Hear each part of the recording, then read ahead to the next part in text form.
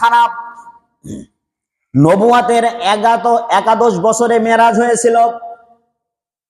রাসূলুল্লাহর বয়স ছিল তখন 51 বছর। কত বছর? 51 বছর। নবুয়াত প্রাপ্তির 11তম বছরে এই মেরাজ হয়েছিল।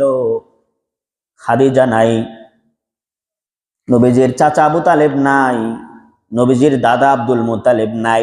এক কথায় রাসূলুল্লাহকে যারা জীবন দিয়া কলিজা আগলে দিয়া যারা ভালোবেসেছিল তারা এক এক করে সকলে দুনিয়া থেকে চলে গেছে। আল্লাহর নবীর মন খারাপ। আল্লাহ পাক তারা হাবিবের মনকে ভালো করার জন্য আল্লাহ পাক তার বাসভবনে আমন্ত্রণ জানাইলেন।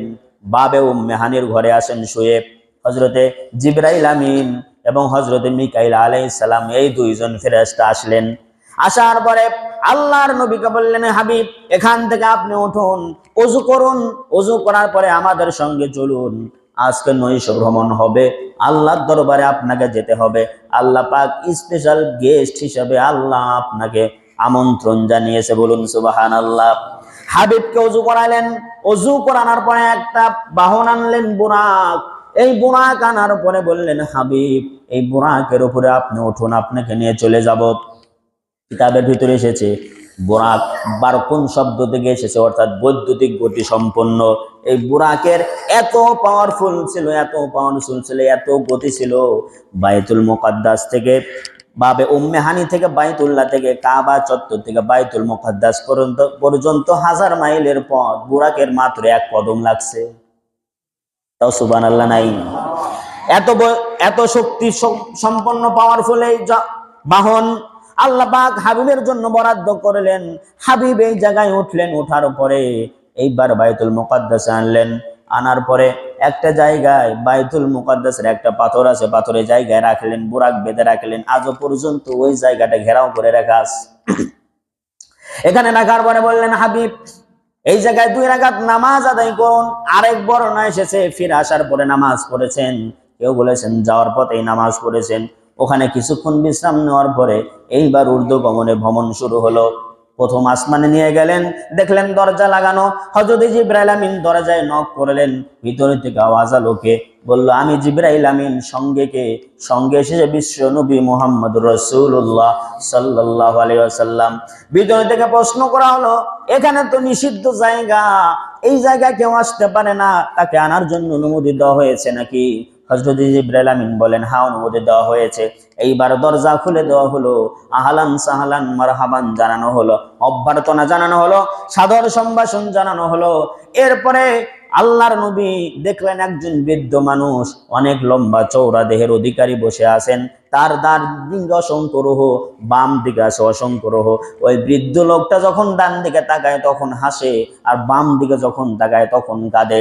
আল্লাহর নবী প্রশ্ন করলেন, ভাই জিবরাইল এই বৃদ্ধ লোকটি কে, আর তার এই করার কারণটা কি? ডানে তাকালে হাসে, বামে তাকালে কাঁদে, তার কারণটা কি? হযরত জিবরাইল আমিন বলেন, ইয়া রাসূলুল্লাহ, ইয়া হাবিবাল্লাহ, ইনি হচ্ছেন আপনার আদি পিতা হযরতে আদম আলাইহিস সালাম। তাকে আপনি সালাম করুন। তার ডান দিকে যে সমস্ত আত্মাদেরকে দেখতে পাচ্ছেন এরা সবাই জান্নাতি, বাম দিকে যারা আছে এরা হচ্ছে জাহান্নামী। একই পিতার সন্তান, কেউ হচ্ছে জাহান্নামী, কেউ জাহান্নামী। যখন জান্নাতীদের তাকায়, জান্নাতীদের নাজ নিয়ামতের কথা তার মনে আসে, এই কারণে তিনি হাসে। আবার যখন জাহান্নামের দিকে তাকায়, জাহান্নামের ভীতিটা তাদের অন্তরে আসে, এই জন্য সেই কাঁদে। কথোপকথন শেষ হলো।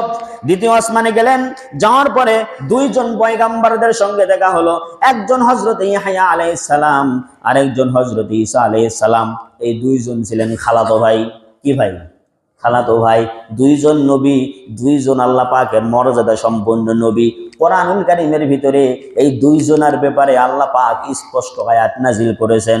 ইয়াহইয়া আলাইহিস সালামের ব্যাপারে বলেন, ইয়া ইয়াহইয়া খুযিল কিতাবা বিকুওয়া ওয়া আতাইনাহুল হুকমা সাবিয়্যা।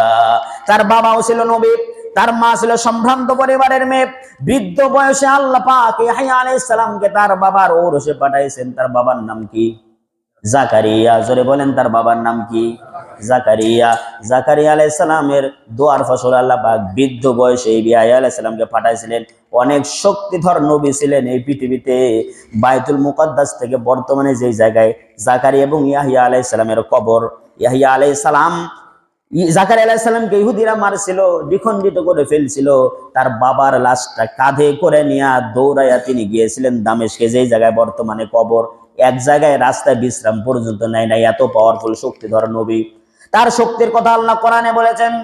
আরেকজন ছিলেন ঈসা আলাইহিস সালাম, তার করুণারও শেষ নাই। তার মায়ের প্রতি করুণা করেছেন, তার প্রতি করুণা করেছেন। এই দুইজন নবীর সঙ্গে দেখা হলো দ্বিতীয় আসমানে, নবীজির সঙ্গে কথোপকথন হলো, পরিচয় হলো। এবার তৃতীয় আসমানে গেলেন। তৃতীয় আসমানে যাওয়ার পরে দেখলেন হযরত ইউসুফ আলাইহিস সালাম, তার সঙ্গে কনভারসেশন হলো। নবীজি দুনিয়া আসার পরে বলতেছেন, ইউসুফ আলাইহিস সালামের সৌন্দর্যের কথা আমাকে আল্লাহ পাক বলেছেন, আমি বাস্তবে দেখে এসেছি। আমার মনে হয়েছে তামাম পৃথিবীর অর্ধেক সৌন্দর্য আমার আল্লাহ আমার ভাই ইউসুফ আলাইহিস সালামকে দান করেছে। এত সুন্দর নবী, বলুন সুবহানাল্লাহ। চতুর্থ আসমানে গেলেন, যাওয়ার পরে হযরত ইদ্রিস আলাইহিস সালামের সঙ্গে তিনি সেখানে দেখা করলেন। ইদ্রিস আলাইহিস সালাম সঙ্গে কথাবার্তা সারার পরে এবার পঞ্চম আসমানে গেলেন। পঞ্চম আসমানে যাওয়ার পরে হযরত হারুন আলাইহিস সালামের সঙ্গে দেখা করলেন। হারুন আলাইহিস সালামের সঙ্গে দেখা করার পরে এইবার ষষ্ঠ আসমানে গেলেন। যাওয়ার পরে হযরত ইব্রাহিম আলাইহিস সালামের সঙ্গে দেখা করলেন। দেখলেন ইব্রাহিম আলাইহিস সালাম বাইতুল মামুরের দরজায় ঠেস দিয়ে বসে আছেন। বাইতুল মামুর হচ্ছে বর্তমানে কাবা ঘর যেখানে অবস্থিত। সরাসরি সপ্তম আসমানে এইভাবে আল্লাহর আরেকটা ঘর আছে, দুনিয়ারটার নাম বাইতুল্লাহ, এটা আল্লাহর বান্দাদের কাবা। আর সপ্তম আসমানে যেটা আছে তার নাম হচ্ছে বাইতুল মামুর, এটা হচ্ছে ফেরেশতাদের কাবা। প্রত্যেক দিন ৭০,০০০ ফেরেশতা বাইতুল মামুর তাওয়াফ করে। আল্লাহ এত ফেরেশতা এই দুনিয়ায় বানাইছে, আল্লাহ সৃষ্টি করেছে। একবার যেই ফেরেশতা তাওয়াফ করেছে, কিয়ামতের আগে আর দ্বিতীয়বার তার সুযোগ হবে না। এরপরে ওখান থেকে গেল সিদরাতুল মুনতাহা, এটা হচ্ছে হযরত জিবরাইল আমিনের অফিস। ওখানে গেলেন, যাওয়ার পরে হযরত জিবরাইল আমিন বললেন, ইয়া রাসূলুল্লাহ, ইয়া হাবিবাল্লাহ, এখান থেকে আপনার সঙ্গে আমার সফর শেষ, এখান থেকে আপনাকে আল্লাহর দরবারে যেতে হবে। এই বুরাকার ওই জায়গায় যাবে না, এইবার বিশেষ ব্যবস্থাপনায় আপনাকে আল্লাহর দরবারে নেওয়া হবে। আল্লাহ পাক রব্বুল আলামিন রফরফ নামক বিছানা পাঠিয়ে দিলেন। বললেন, হাবিব, এত দূর আপনি এসেছেন, সপ্ত আকাশ মারিয়ে ৭ আসমান পার হয়ে এত জোরে গেছেন। মহাকর্ষ শক্তি আছে, সমস্ত শক্তি উপেক্ষা করে আপনি এই জায়গায় এসেছেন। এরপরে আরো সহস্র কোটি কোটি বছরের পথ আমার আরশ আজিম, ওই জায়গায় আসতে হবে। এই বোরাকে বাহন চলবে না, এই জায়গায় রাখুন, বিশেষ ব্যবস্থাপনায় আপনাকে নেওয়া হবে। রফরফ নামক বিছানা চলে এলো। রফরফ নামক বিছানায় আল্লাহর নবী পা রাখলেন, আল্লাহর আরশ আজিমে উঠে গেলেন। আল্লাহ পাকের সঙ্গে অনেক কথাবার্তা হলো। বন্ধুগণ, আমার সংক্ষেপে বলছি, বিস্তারিত বলার সময় আমার নাই। আল্লাহ পাক যেই জায়গায় তার কুরসি লিখে রেখেছেন, ওইটা হচ্ছে লাউহে মাহফুজের জায়গা। চতুর্পার্শ্বে আল্লাহ পাকের কালাম ওই জায়গায় লেখা আছে। সুবহানাল্লাহ কইলেন না? আল্লাহর কালাম লেখা আছে। আমার হাতে আছে কোরআন, এটা হচ্ছে দুনিয়ার ছাপাখানায় কোরআন। এই কোরআন শেষ কোরআন নয়, আমার আল্লাহ যেই সিংহাসনে বসে চতুর্পার্শ্বে আমার আল্লাহর কালাম আছে। এই কোরআন আমরা পড়তেছি, এটা আমাদের জবানে প্রথম নয়। আমরা এই কোরআন পড়ার আগে সর্বপ্রথম এই কালাম যার মুখ দিয়ে উচ্চারণ হয়েছেন, তিনি আমাদের রব, আমাদের আল্লাহ। বলুন সুবহানাল্লাহ। কোরআন পড়ো না জাতি, এই কোরআন আমার কথা নয়। আমরা তো দ্বিতীয়বার পাঠ করতেছি, সর্বপ্রথমে কোরআন পাঠ করেছেন স্বয়ং আল্লাহ সুবহানাহু ওয়া তাআলা, এরপরে জিবরাইল আমিন, এরপর মুহাম্মদ সাল্লাল্লাহু আলাইহি ওয়াসাল্লাম। আমার বন্ধুগণ, আল্লাহ পাক যার হাবিব কই জায়গায় নিলেন, দীর্ঘক্ষণ নবীজির সঙ্গে আমার আল্লাহ কথা বললেন, দুনিয়ার হাল হাকিকত শুনলেন। শোনার পরে বললেন, হাবিব, আপনার মনটা বড্ড খারাপ হয়ে গেছে, এই কারণে আমার বাসায় এনেছি। এইবার বলুন আপনার কি দরকার, আপনার কি লাগবে, আপনি বলুন। আপনি যা বলবেন তা আজকে কবুল করা হবে। আপনি যত আবেদন করবেন সমস্ত আবেদন আমি আল্লাহ মঞ্জুর করে দেব। দীর্ঘক্ষণ কথা হলো, কত বছর কথা হয়েছে তা বলার শক্তি আর কারো নাই। কোন মুফাসসির এটাকে তার কলমের ভিতরে আনতে পারে নাই। কত বছর আল্লাহর সঙ্গে তার হাবিবের কথা হলো। আল্লাহ পাক তার হাবিবকে নামাজ দিলেন সর্বসাকুল্যে 5 ওয়াক্ত। জোরে বলেন কয় ওয়াক্ত? নবীজি যখন নামাজ নিয়ে দুনিয়ায় আসবেন, আরশে আজিমের পা ধরে আল্লাহর নবী ক্রন্দন করতেছেন। আল্লাহ পাক বলতেছেন, হাবিব, এত দীর্ঘ সময় আপনার সঙ্গে কথা বলেছি, কোনো পয়গাম্বরদের সঙ্গে আমি এত সময় কথা বলি নাই, এত উঁচু জায়গায় আপনারে নিয়ে এসেছি, আমার সৃষ্টি জগতের সর্বশ্রেষ্ঠ মর্যাদায় আপনাকে ভূষিত করেছি, আমার গোটা সৃষ্টি জগৎ এই জায়গায় আসতে পারে নাই। জিবরাইল আমিন আমার বিশ্বস্ত ফেরেশতা, শক্তিশালী ফেরেশতা, তার অফিসে আমি তাকে বসায় রেখে দিয়ে এসেছি। দুনিয়ার আপনার ফুপুর ঘর থেকে নিয়ে সিদরাতে মুনতাহা পর্যন্ত আপনার সঙ্গী হয়েছে, ওখান থেকে আর সে আসতে পারে নাই, আসতেও পারবে না। This is the dangerous border, বিপজ্জনক সীমান্ত এরিয়া, ওই এরিয়া সে ক্রস করতে পারবে না। কিন্তু ওই এরিয়া ভেদ করে আমি আল্লাহর আরশে আজিমে আপনাকে পর্যন্ত নিয়ে এসেছি। এরপরে দুনিয়ায় যাওয়ার সময় কেন কাঁদেন?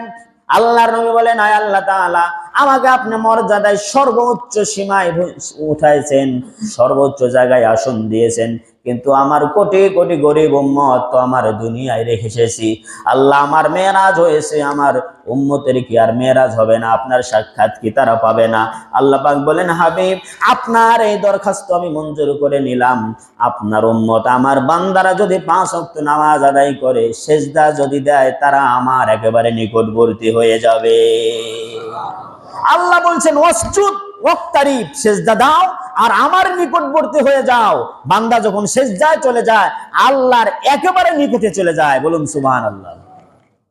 আমার বন্ধুগণ, এইবার আল্লাহ পাক আর রাসূলের সঙ্গে যে সাক্ষাৎ হলো, এই সাক্ষাতের ভিতরে 14টা বিষয় প্রাধান্য পেয়েছিল। জোরে বলেন, কয়টা বিষয়? বিভিন্ন দেশের রাষ্ট্রপ্রধানদের যখন বৈঠক হয়, তখন দেখবেন পেপার, ইলেকট্রনিক্স মিডিয়া, প্রিন্টিং মিডিয়ায় দিয়ে দেওয়া হয় এই বৈঠকে কি কি বিষয় প্রাধান্য পেয়েছে। দেওয়া হয় কি হয় না? ভাই কথা কর না দেখি, হয় কি হয় না? আলোচনা কি বোঝা যায়? আল্লাহ রাসূলের সঙ্গে দীর্ঘ সময় বৈঠক হয়েছে, এই বৈঠকে 14টা বিষয় প্রাধান্য পেয়েছে। জোরে বলেন, কয়টা বিষয়? আরো জোরে বলেন, কয়টা বিষয়? 1 নাম্বার হচ্ছে, আমার আল্লাহ পাক রব্বুল আলামিন হাবিবকে নির্দেশ প্রদান করেছেন, হাবিব, আল্লাহ ছাড়া কারো ইবাদত আপনি করবেন না, আপনার গোলাম যারা হবে তারাও যেন একমাত্র আল্লাহর ইবাদত করে। 1 নাম্বার ইবাদত করতে হবে কার? জোরে বলেন, কার? 2 নাম্বার, পিতামাতার সঙ্গে সৎ ব্যবহার করতে হবে। দেখেন পিতামাতা কত গুরুত্বপূর্ণ জিনিস। মেরাজের রজনীতে বৈঠকের ভিতরে যে সমস্ত বিষয় প্রাধান্য পেয়েছে, 2 নম্বরে পিতামাতার কথা বলা হয়েছে। আমার হাবিবকে বলা হয়েছে, হাবিব, পিতামাতার সঙ্গে সৎ ব্যবহার করবেন। 3 নাম্বার, নিকট আত্মীয় স্বজনদের ব্যাপারে অধিকার দিবেন। 4 নাম্বার, মিসকিনদের ও পথ শিশুদের অধিকার দিবেন। মিসকিন যারা, এতিম যারা, তাদের ব্যাপারে আপনি তাদের অধিকার সুনিশ্চিত করবেন। পথ শিশুদেরকে অধিকার দিবেন, পথ শিশুদেরকে বাগলে রাখবেন। খবরদার, খবরদার, পথ শিশু যারা, তাদেরকে কটু কথা বলবেন না। যদি সামর্থ্য থাকে, পকেটে যদি টাকা থাকে, 5টা টাকা 10টা টাকা তাদের হাতে দিবেন, একটা চকলেট কিনে দিবেন, একটা খাবার তুলে দিবেন। ওই খাবারটা খেয়ে, চকলেটটা পেয়ে, 5টা টাকা পেয়ে তাদের মুখে যে হাসি ফুটবে, ওই হাসি আপনি কোটি টাকা দাও কিনতে পারবেন না। আল্লাহ পাক তার হাবিবকে বলতেছেন, হাবিব, মিসকিনদের ব্যাপারে, পথ শিশুদের ব্যাপারে আপনি সতর্ক থাকবেন, ওদের অধিকার সুনিশ্চিত করবেন। 5 নাম্বার, কখনো অপচয় করবেন না। অপচয় কখনো করবেন না। অপচয়কারীরা হচ্ছে শয়তানের ভাই। যারা বলেন, কার ভাই? এটা কোরআন দ্বারা সাব্যস্ত। 6 নাম্বার, কৃপণতা করবেন না। খবরদার, কৃপণতা করবেন না। যারা কৃপণতা করে তারা জান্নাত থেকে দূরে থাকে। কোথায় থাকে? জান্নাত থেকে দূরে থাকে। আরে আল্লাহর দেওয়া সম্পদ আল্লাহর রাস্তা দেয় না, কৃপণতা করে, পকেটে টাকা ঢুকাইয়া সুপারগুলো আটা দিয়ে আটকায় রাখে, এরপরেও থাকে না। আমার বন্ধুগণ, 7 নাম্বার, সন্তানদেরকে হত্যা করো না। 8 নাম্বার, ব্যভিচারের নিকটবর্তী হয়েও না। 9 নাম্বার, মানব হত্যা করো না। এগুলি আমাদের দেশে হচ্ছে নাকি হচ্ছে না? গোটা পৃথিবীতে হচ্ছে নাকি হচ্ছে না? মানুষ হত্যা করো না। যারা মানুষের বুকে অস্ত্র ঠেকায় তাদেরকে বলি, যদি এখনো যদি চোখে কালো চশমা থাকে, চোখ খুলে রাখো, আমেরিকার দিকে তাকাও। ফিলিস্তিনে অবু শিশুদেরকে তারা মেরেছে। সিরিয়ায় তাদের তত্ত্বাবধানে হাজার হাজার কোটি কোটি মানুষকে তারা হত্যা করেছে। আজকে আল্লাহ দাবানল দিয়ে ধরেছে, কোনোভাবেই তারা ঠেকাতে পারে না। ঠিক কিনা? 12,000 বাড়িঘর পুড়ে ছারখার হয়ে গেছে। আবার নতুন করে মাত্রা নিয়েছে আগুনের। আল্লাহরে ভয় করো, মানুষের বুকে গুলি চালায়ও না। ইমানদার দিকে যখন মারা হয়, ওরা যখন নিরুপায় হয়ে আল্লাহরে বিচারে দেয়। আমার তো সিরিয়ার সেই শিশুর কথা এখনো কানে ভাসে, যে শিশু বলেছিল যে আমার সঙ্গে কি করেছে, রক্তাক্ত শরীর নিয়ে বলছে আমার সঙ্গে যা করা হয়েছে সব আমি আমার আল্লাহর কাছে বলে দেব। আমি এটা দেখার পরে চোখের পানি ধরে রাখতে পারি না। মিডিয়ায় পড়েছিলাম আরবিতে, সে শিশু বলছিল, আমি লাইভ দেখছিলাম, ওই শিশুর কথা কখনো কোশ্চেন গেল আল্লাহ ফেলে দিবেন, আল্লাহ ধরবেন, তবে আমার আল্লাহ একটু আস্তে ধরেন, একটু আস্তে ধরেন। আল্লাহর ধরাটা আস্তে ধরা হয়, কিন্তু ইন্না বাতশা রাব্বিকা লাশাদীদ, যখন ধরে এমন ধরা ধরে, এমন শক্ত করে ধরে, ওই পাকড় থেকে রক্ষা পাওয়ার ক্ষমতা পৃথিবীর কারণে। এরপরে আল্লাহ পাক বলতেছেন 10 নাম্বার, এতিমের সম্পদের ব্যাপারে সতর্ক থাকবেন, কাছেও যাবেন না। আপনার উম্মতদেরকে বলে দিবেন এরা যেন এতিমদের সম্পদ আত্মসাৎ করে না। 11 নাম্বার, প্রতিশ্রুতি যেন পূর্ণ করে, ওয়াদা করলে যেন তা রক্ষা করে, ওয়াদা যেন ভঙ্গ না করে। 12 নাম্বার, ওজনে যেন কম দেয় না, খাদ্যে যেন ভেজাল দেয় না। 13 নাম্বার, অবস্থান করো না যাতে তোমার কোনো জ্ঞান নাই, এমন জায়গায় তুমি যেও না, অবস্থান করো না যে জায়গা সম্পর্কে তোমার ধারণা নাই। 14 নাম্বার, পৃথিবীতে অহংকার করে চলো না।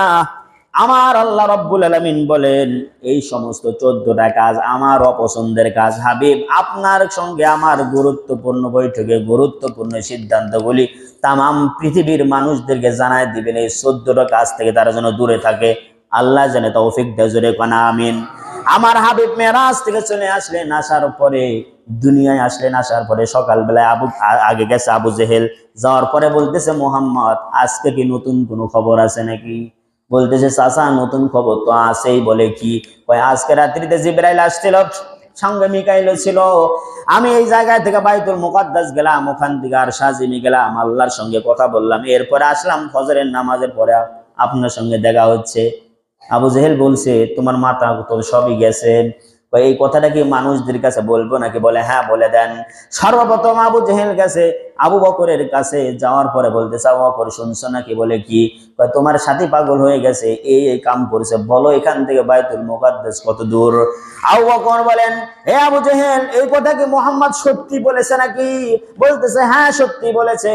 আবু বকর বলতেছে তাহলে শুনে রাখো, আমি আবু বকর ঘোষণা করে দিলাম আমার হাবিব যা বলেছে তা সত্য। আবু বকর রাসূলুল্লাহর কাছে গেলেন, যাওয়ার পরে বলতেছেন ইয়া রাসূলুল্লাহ আপনি নাকি এই বলছেন? বলে হ্যাঁ বলছি। বলে আপনি সত্য বলেছেন, আপনি যে মেরাজের রজনীতে